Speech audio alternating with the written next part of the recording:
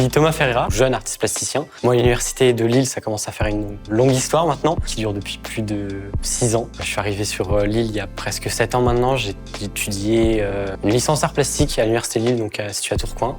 Puis après, j'ai suivi un parcours master art à l'université de Lille.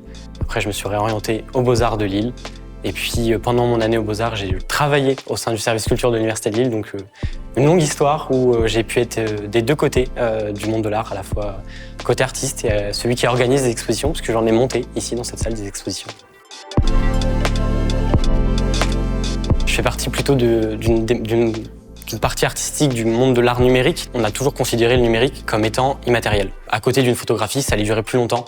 Or, le numérique, c'est encore plus fragile que le physique. Un disque dur qui plante, ça arrive rapidement. Et c'est exactement ce qui m'est arrivé et ce qui m'a lancé dans ma pratique. Et j'ai d'abord développé toute une recherche philosophique autour de la matérialité du numérique. Nicolas Negroponte, qui en 83 dans le Wired Magazine disait « Comme l'air et l'eau, le numérique ne se remarquera que par son absence, jamais par sa présence. C'est quand ça déconne qu'on s'en rend compte. » J'ai développé toute une pratique de l'ordre de l'autophagie artistique.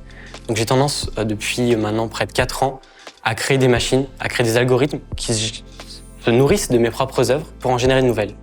Et c'est comme ça qu'en fait, je développe ce dispositif de effacer une œuvre, de détruire une œuvre, et du coup, qui la rend tangible pour en générer une nouvelle. Je pense que c'est un outil, et comme tous les outils, ils doivent juste être utilisés de manière consciente. N'importe qui va aller sur ces logiciels-là va créer une image, ce ne sera pas pour autant une œuvre d'art.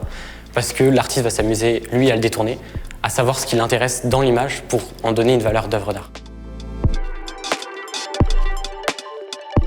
Cette série-là qui est derrière nous, avant que ce soit des images, c'était une performance chorégraphique qui s'intitulait Utopian Body. Je suis parti du texte de Michel Foucault, Le corps utopique. J'essaie de réimaginer le corps humain utopique comme corps digital.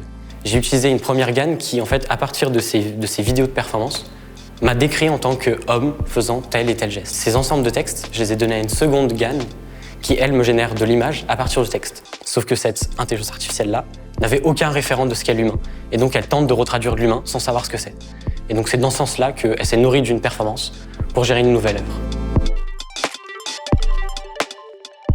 L'intelligence artificielle, c'est une vieille technologie en réalité. Le premier artiste qui a commencé à créer de l'art avec ces algorithmes, c'est en 2010, c'est Grégory Chatonsky. C'est un peu le premier dans le monde de l'art à avoir lancé ça. On a le boom maintenant de ça sort et on a accès aux intelligences artificielles partout. Moi, en tant qu'artiste, je code mes propres machines, donc j'ai vraiment un pied dedans pour essayer de savoir où se situe, moi, mon regard d'artiste. Ce que j'aime dans ces dispositifs-là, au-delà du côté, effectivement, autophage, puisque ça doit se nourrir de quelque chose pour générer autre chose, c'est le côté révélateur. J'aime beaucoup faire ce parallèle-là avec l'histoire de la photographie. Quand la photographie est arrivée, les peintres ont dit « la peinture est morte ».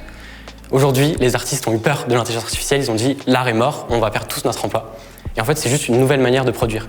La photographie, elle se révèle dans un bas révélateur. Ici, on code et l'image se révèle à nous. L'intelligence artificielle, c'est quelque chose qui appartient à la science-fiction. Ce qu'on a aujourd'hui, que ce soit ChatGPT, que ce soit toutes les intelligences artificielles entre guillemets que l'on a entre nos mains, ce ne sont pas des intelligences artificielles. Elles n'ont rien d'intelligent. Ce sont juste des algorithmes entre guillemets qui sont, je suis désolé du terme, mais qui sont complètement cons en fait. Ce qui m'intéresse, c'est pas l'intelligence artificielle, c'est l'outil, certes, une GAN, donc Generative Adversarial Network. Donc c'est vraiment le nom de l'outil officiel. Et ce que ça procure à l'imagination en tant qu'artiste. En soi, ce ne sont pas des intelligences. Et pour reprendre encore une fois Grégory Chatonsky, l'artiste ne s'intéresse pas à l'intelligence artificielle, mais à l'imaginaire artificiel, d'où le titre de l'exposition. C'est ma première exposition personnelle, donc où je présente un ensemble de pièces, une bonne partie qui n'ont jamais été présentées, hormis celles qui sont derrière moi, puisque ces pièces-là, en fait, ont reçu le prix cette année Révélation by ArtUp. Pour le reste, ça va être des pièces qui ont été travaillées sur presque 2 ans, des pièces qui questionnent justement ce rapport à l'idée d'effacer, à l'idée d'altérer une œuvre d'art pour en générer une nouvelle. Ici, vous serez même en fait participant à ces destructions, que ce soit de l'impression 3D, que ce soit de la vidéoprojection.